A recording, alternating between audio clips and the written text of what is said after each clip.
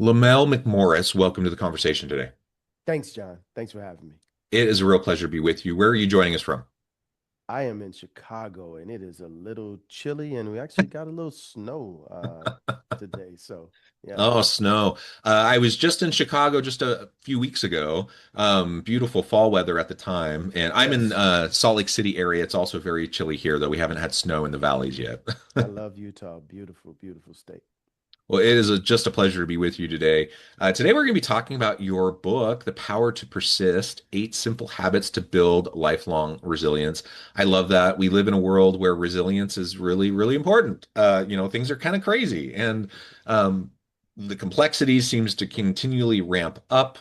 Yes. Um, I mean, you name it, things are in flux. Socioeconomic, geopolitical, things in our homes, things at work, Indeed. disruptions all over the place. And how do you deal with that? It really comes down to persistence and resilience because everyone is going to have their struggles. Everyone's going to have their daily challenges, whether that's again in your personal life, your family life, your work life, whatever. Indeed. And it's not about like whether or not you fall down. It's about whether or not you get back up, right? And dust yourself off Yes. and keep going. Yes. And we all know that, I think conceptually, but in practice it's hard to do. And it's hard when you feel beaten down, when you feel like you're banging your head against that brick wall over and over and over again. It's really easy to give up. It's really easy to just take the path of least resistance. Right. And while conceptually it may make sense that we just need to keep pushing and we need to keep trying and we need to persist and be resilient, it's hard to do. It's really hard to do. And so I'm really, excuse me, I'm thrilled to have the chance to chat with you today about your insights, your experiences around persistence and resilience. As we get Thank started, I you. wanted to share Lamell's bio with everybody. Lamell McMorris is a nationally recognized entrepreneur, activist, and change maker dedicated to advancing equity and revitalizing underserved communities. Growing up on the south side of Chicago, he went on to find phenomenal success as a DC policymaker, a consultant in the financial and professional sports arenas, and a civil and human rights advocate. McMorris is the founder and CEO of the Washington, D.C. based company Phase 2 Consulting, which offers strategic insight and external affairs services to some of the nation's leading decision makers in the private, public, and nonprofit sectors, including Fortune 100 companies. He is also founder and managing principal of Greenlining Realty USA, a comprehensive urban redevelopment firm dedicated to neighborhood investment, redevelopment, housing rehabilitation, and home improvement in low income communities. I could go on. There's just so many really cool things about your background, your accomplishments, but I'm going to pause there. Anything you would like to highlight before we dive on it? No, John, I'm just excited to be here with you and excited to be engaged in this kind of conversation. As you mentioned, it's such an interesting time, right? When I set out to write this book, frankly, I didn't really set out to write a book. I really set out to answer a question that's been asked of me, and that is, how do I keep going? Why do I keep going? And it turns out that we're in a moment in time where this notion of being resilient, being able to press forward, press on, and continue despite both losses and wins, right? Headwinds and good times. I didn't know that it would be such a momentous time and that things would align in the way I had no idea. I tell people, John, that you know how when a friend of yours has a new car that you've never heard of, right? Hmm. And then all of a sudden after that friend gets the car, you start to see it everywhere, right? Yeah. That's how, this thing around resilience hit me a couple of years ago. And then whether it's CNBC or ESPN or a movie or a television show, the word resilient and resilience just kept coming up. And I said, I think I'm on to something. I think this is something that people need. And I had no idea we'd be where we are at this moment in time. Yeah. Well, I appreciate that. That's actually one of the first things I always ask authors is like, why this book? Why now? Like, why is this so important? You did a really great job of laying that out for us.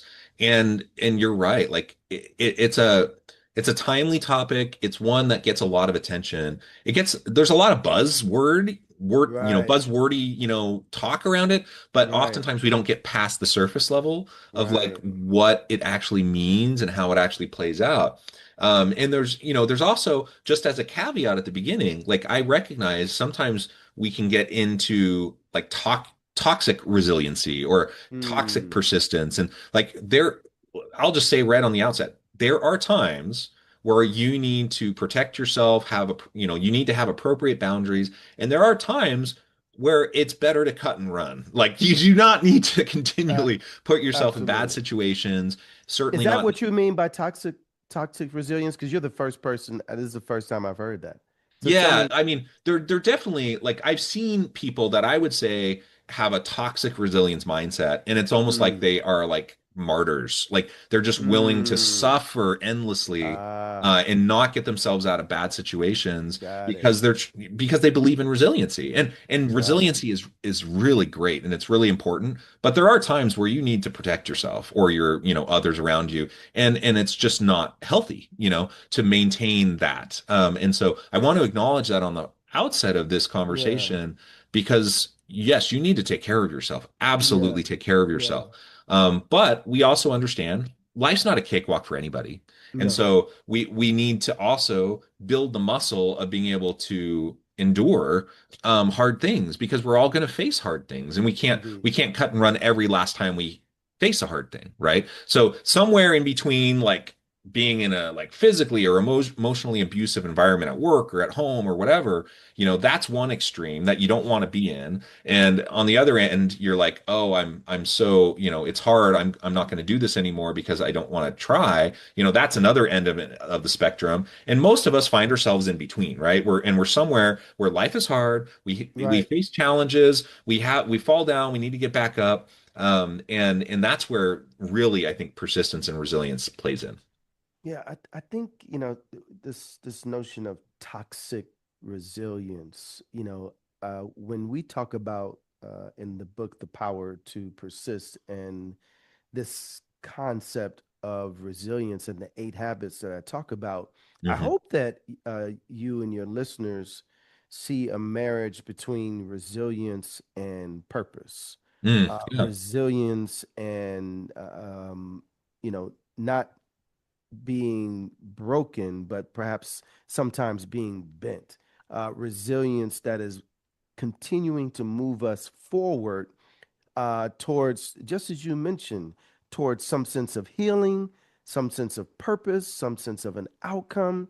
But yeah, this notion of toxic resilience, where we take on things that are hurtful, take on things that impel our ability to move forward.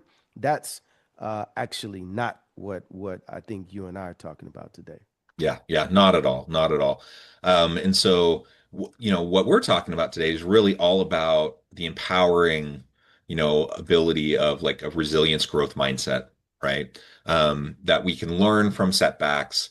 The only time, a mistake is really, a failure is if we don't learn from it. Absolutely. And so because we're all human, we all have gaps, in terms of our perceptions, our biases. We all have times where, we just aren't our best self emotionally when we're with other people, or, Sure. or we, mentally, we have a gap in our decision Sure. making. Like we all have that because we're all human. And, And and and by the way, so acknowledging that is part of a resilient journey, as a matter of fact, that level of vulnerability that you just mentioned, which is hard for business leaders and when you're in charge and you lead, and just even if you're not in charge, it's hard to admit sometimes that, I am hurting. Hey, John, today is just not my day. John, I don't know the answer to all those, and I used to think that and by the way, this is probably the concept out of the 8, if you wanted to know, that is probably the most difficult even for me today, right? This, because there's this element where we feel like we have to demonstrate that we've got it all together, that we've got to put in the world out there this facade that everything is okay. And but in fact, uh I believe that vulnerability gives us an opportunity not to push people away, but to actually bring people closer to us. And it actually is not confining, John, but it's actually liberating. So that's why I really wanted to hone in on that, because in what you just mentioned, you touched on one of the key 8 habits, and probably one that I think is the most the secret sauce, but actually perhaps maybe the most difficult for all of us, and that is this element of vulnerability. Yeah, and just to double click on that for a minute, especially I think for leaders, who feel like they have to be strong Absolutely. um in the face of challenge, and they have to put on a brave face, and they have to, demonstrate to their team that they know the answers. That's a fallacy. Like yeah, you can't run around Or thinking, by the way, or that's your role in your family or in yeah, your friend group, right? yeah, It's not just in the workplace and that's in right. organizations and in right. It's that may be you're a public servant, and that may be your role in the community, right?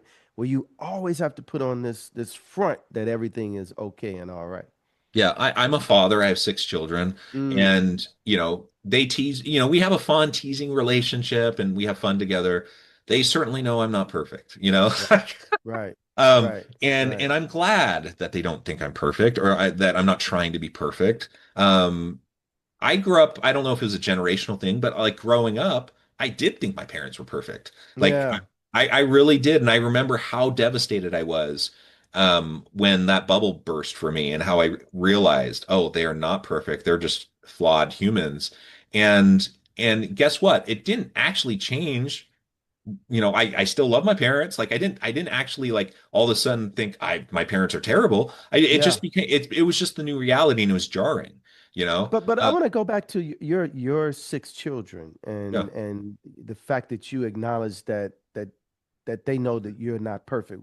What are the opportunities that exist in that exchange where you get to demonstrate to them that, hey, I'm not perfect. I don't have it all together. What I think it'll be helpful for people to know, Yeah. because I think we think about this from a business and a leadership standpoint, but man, I think there's something there as a dad and in your household of 6 kids, right? Yeah, I mean, first of all, it's just this. I mean, people have different styles of parenting, and I'm Mm-hmm. not here to say one style is better than the other. Mm-hmm. But I do know for my wife and I that, we're not like it's our way or the highway kind of parents. Mm-hmm. That implies, I think, a level of perfection, because my way is the right way. You have to do it Right. my way. Whether it's the intention or not of a parent who parents that way, it is implied, that your way is the right way, and Right. that you need to do it that way in order to be successful, to be happy, to be whatever, right? Right. And we just don't approach it that way. So I think from the very get-go, we try to lay a foundation for just like, you know what? We're people, we're human, we're trying to figure this out as we go. We're literally, there's no manual for you kids, and we're trying to build the plane while we're flying it, right? And Right. our Right. our job is to keep you safe and to keep you love. You need to feel loved, you need to feel safe. You need to have the opportunity to grow and explore and grow into yourself. And so that's kind of the underlying premise of like our approach to parenting. And with that, I just make mistakes. Like there will be Mm-hmm. times where I sometimes it's silly. Like sometimes it's just a silly mistake. And, I'm just the first to acknowledge, oh, that was a dumb thing to say, or that was Mm-hmm. I probably just did that thing that was annoying to you. I'm sorry. Like sometimes it's silly, but sometimes it's not. Sometimes it's more serious. Yeah. Sometimes I'll do something or say something that hurts someone's feelings, or just creates, some sort of an environment that I don't like, that I don't think they like. And, I try to be the first to acknowledge that. I'm like, oh, I'm sorry, kids. I'm sorry that just happened. I'm sorry that I responded that way. Mm-hmm. I'm having a hard day. Something happened at work. Or I'm, whatever. Like, not to make excuses, but to just couch it within context of like, I'm sorry. Like I'm not perfect. And those opportunities happen all the time, because I'm Yeah. human. And I think largely we have a home environment where it's playful, and we can acknowledge that. And like yeah, they tease me not because they're being mean-spirited, but because they know I can take it. Like Right. one of the signs of like a healthy relationship is that you can rib each other, Yeah. not in like obnoxious ways, but just in lighthearted ways. And so they'll tease me about stuff, and I'll I'll take that. I'm not like thin-skinned. And and anyways, I think these are some of the things. Again, I'm not perfect at being vulnerable, but like I think my kids know that I don't claim to know it all. I don't claim to have all the answers, and I just want to help them to be happy and to, What about this notion of showing emotion? Do you mm. feel that as dad, that, you can't always show emotion? I think some parents, especially men in the parental dynamic, feel like, that level of vulnerability is like a no-no. Yeah. Again, maybe it comes back to like general parenting philosophy where I'm your parent, not your friend. I'm your like Right, those types of things. I need to be right, I need to be kind of the strong leader of the home, right. whatever. Like sometimes there's these kind of mindsets, and again, I'm not here to tell anyone that that's not necessarily okay for you to do in your home, but I'm just like for my home and for my family and really for my leadership style at work, like that's not who I am, and that's not how so it would be totally inauthentic of me to Right. show up that way with people I lead at work or with my kids at home. It would just seem so weird and off, and Mm-hmm. people can tell, when you're not being authentic. Mm-hmm. And so for me, yeah, it's like I can unpack my emotions with my kids. Mm. Man, I just had a visceral reaction to something that just happened, and I wasn't my best self in response, Right, because of that initial like fight or flight, kind of visceral reaction. right. And I can acknowledge that, and I can help while I try to unpack that and understand that for myself, so I have better control, so that I have better emotional regulation in the future. Like I can Yeah. model that for my kids, and I can help them to see, like, hey, you're gonna have those same things. Like, there's gonna be times where you have a reaction that's not the best reaction, Yeah. and there are ways around that. There are ways to um, honor and lean into your emotions while not being victim to them, right? And I love so it. we have dialogue around that sometimes, and we just try to be open about that. Again, not perfect by any stretch of the imagination, but I think when you can have like appropriate, vulnerability in front of people like your kids or with Yes. members of your team at work, and Yes. then it gives them permission to be vulnerable. It gives them permission Yes. to Yes. share of themselves. And I Yes. can have more meaningful conversations with my kids when they know that that's something I'm open to, and that's something I'm encouraging of them to be, and same thing at Absolutely. work. Yeah. Absolutely. It's liberating. It's not confining and constraining. Yeah, you've said that a couple times now, and I completely agree. I think done well, resilience and persistence and emotional vulnerability and authenticity, these are all things that are empowering and uplifting, and they expand the pie, they expand the bubble of your influence and like what's possible.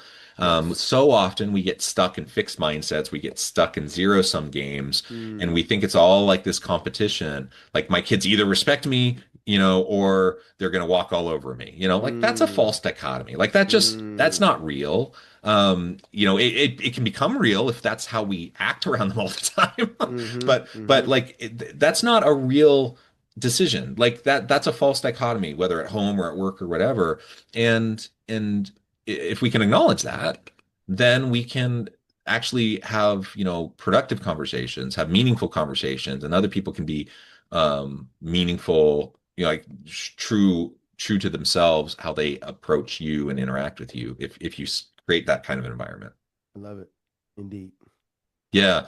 Well, you've already teased a little bit from the book in terms of the principles. Yes. But maybe we can spend the rest of our time just digging in a little bit. What are those 8 simple habits that have helped you to build your lifelong resilience? Yeah. I start off the book, John, with the habit attitude, right?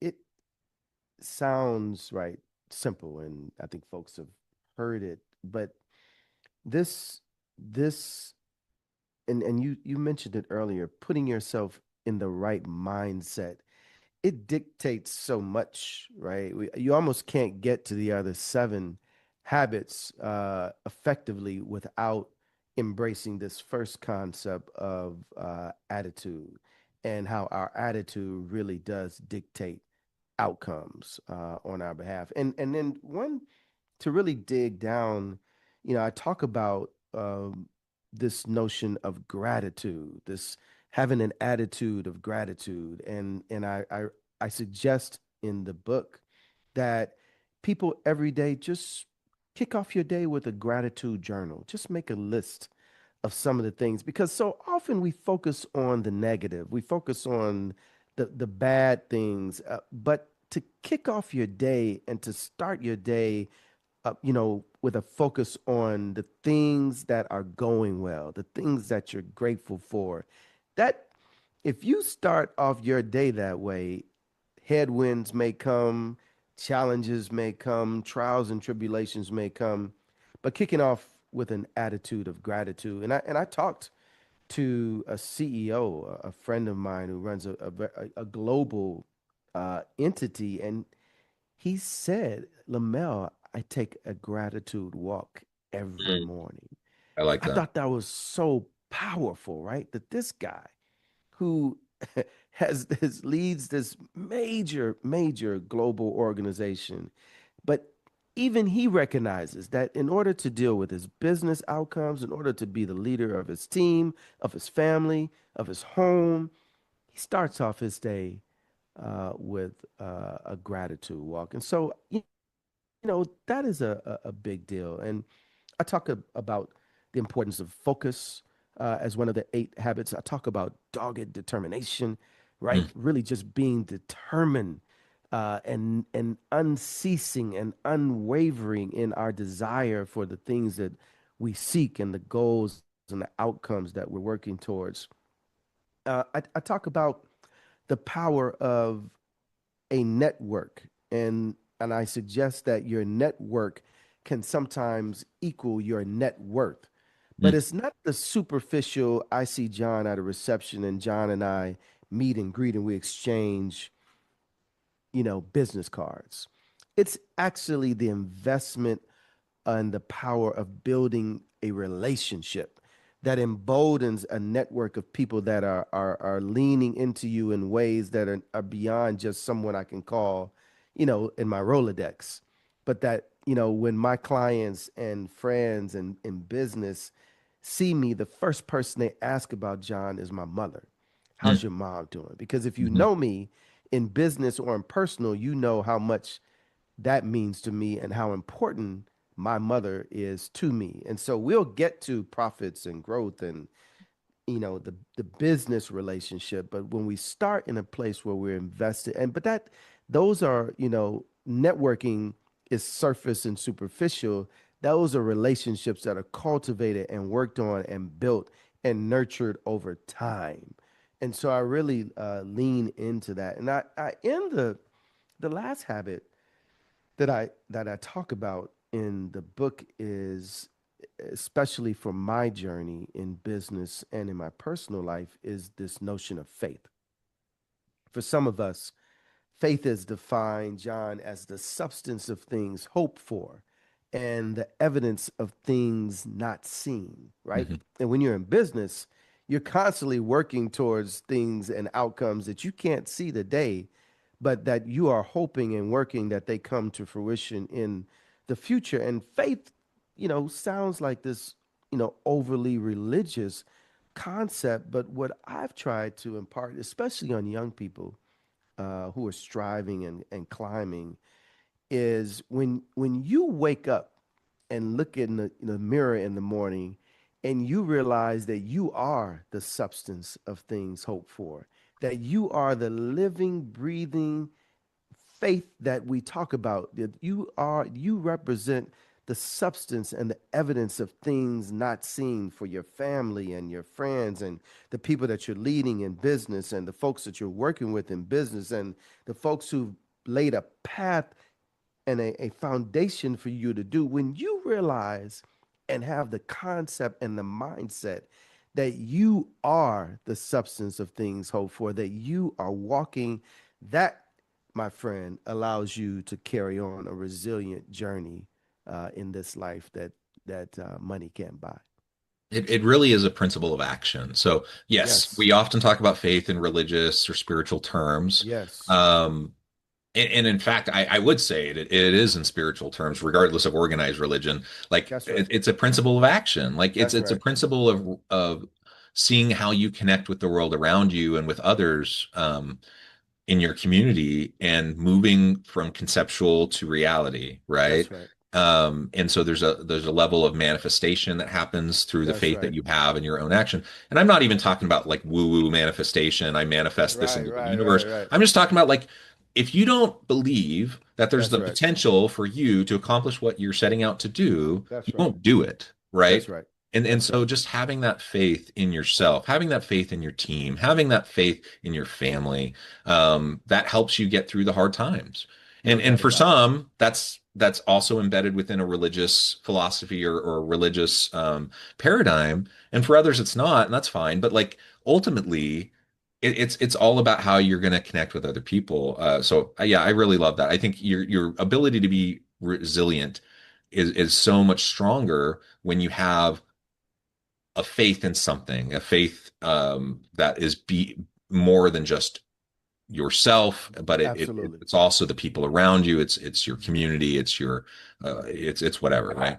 Yeah. So I book in, the first habit that I talk about is attitude, which is the last habit that we discuss in the book, The Power to Persist, is faith, right? Because they book in and are so connected. And then everything in between, dogged determination, focus, your network, etc., are the things that help build. But the two pillars, if you will, and vulnerability, but the two pillars are attitude and faith.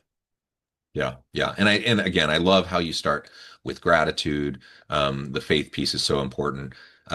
It's a relatively simple practice to get into the habit of, whether it's journaling or prayer or going on a gratitude walk, as you mentioned, or like whatever. Like there's so many different ways you can go about doing it, but that simple practice is a really great grounding practice.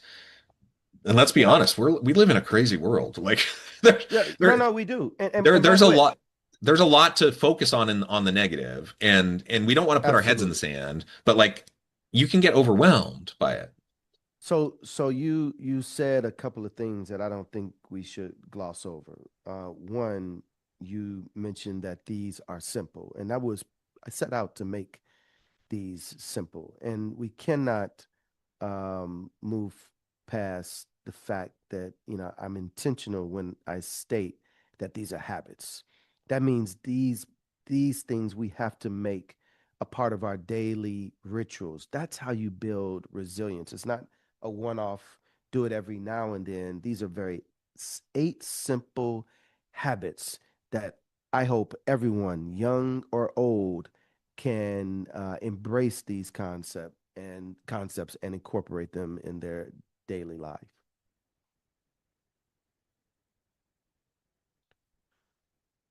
I think I lost you for a second, John. Absolutely There you agree. go. I don't think it's rocket science, but it is challenging because anything that is habit, related requires consistency and discipline. And we're human. Like Yes, there's so many things that can get in the way. And so start simple. You like do a gratitude walk. I guarantee you you're walking during the day. So like choose some time, and maybe it's a set apart time when you're walking the dogs or whatever. Maybe it's just that you're going to have 10 minutes walking between meetings, that's and right. you're going to set that side of time to focus on gratitude. And it can make all the difference in the world though as we start to get into that practice and build that muscle so that you're not getting overwhelmed. Like the world is crazy, it's messy. There's so many things, like there's a whole bunch of things that I'm really upset about and like I'm not happy about. You in your bio, I was reading about how, you're a policy oriented change maker. I want to be that. I want to drive change. I want to Yeah. be an ally to marginalized communities. I want to help be the difference I want to see in the world. But Yeah. all of that means that I have to recognize like the hard stuff. And I don't want to put my head in the sand and ignore it, but I also don't want to become so overwhelmed by it that I can't do anything to move forward, right? Yeah, and that the change that we seek in others actually begins with us, right? Yeah. It's that whole notion when you get on the plane, and they tell you, hey, put your mask on first, and then you can help others, right? I tell folks that the best sermon that I can preach uh, is when I never open up my mouth, Mm. right? We've got to actually live and be what we want to see in this world and around with the people that are around us and in the communities where we serve. Yeah, yeah. Well said. This has just been such a great conversation, Lamell. I really appreciate all of your Great meeting insights. you, John. Yeah, nice to meet you. I know at the time I probably have already kept you too long, but before we wrap up, I want to give you a chance to share with the audience how they can connect with you, find out more about your work, where they can find your book, and then give us the final word for today. Awesome. The book is available everywhere where books are sold. The Power to Persist. Go on Amazon or any platform where books are sold. We also have a podcast. I'm actually speaking to you, John, from the basement of my childhood home. My mom is right Mm. upstairs. The Power to Persist podcast is available everywhere where you can listen to podcasts. And yes, please let's persist together. Join me at lamellmcmorris.com. I look forward to us continuing this resilient journey together. And I think we have an opportunity, John, to create a movement and let's persist together. I love it. I love it. Thank you so much. It's just been a pleasure. I encourage the audience to reach out, get connected with Mel, find out more about what he can do for you, check out the book. And as always, I hope everyone can stay healthy and safe, that you can find meaning and purpose at work each and every day. And I hope you all Amen. have a great week.